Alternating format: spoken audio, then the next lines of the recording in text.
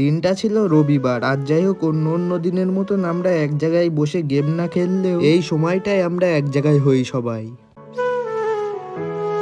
সবাই বলতে আমাদের স্কোয়াডে যে কজনা আছে সেই কজনা, আর বাকি বন্ধুরা তো গেম খেলা ছেড়ে দিয়েছে, মাঝে মধ্যে একটু খেলে।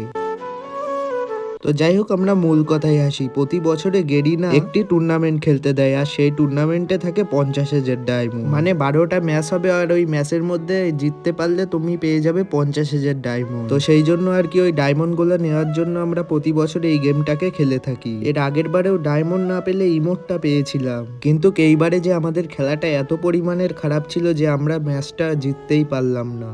তো সেই জন্য আর কি আবার বাড়ির দিকে রওনা দিলাম। আর অন্য দিনের তুলনায় আজকের ব্লগটা আমি বুঝতে পারছি যে অন্য রকম হয়েছে, কারণ আমি ভিডিও বানানোর জন্য কিছুই খুঁজে পাচ্ছিলাম না, তাই এটাই বানালাম। আর তোমরা যে যে ফ্রি ফায়ার খেলো তারা কমেন্ট বক্সে তোমাদের ফ্রি ফায়ার আইডিটা দিয়ে যেও।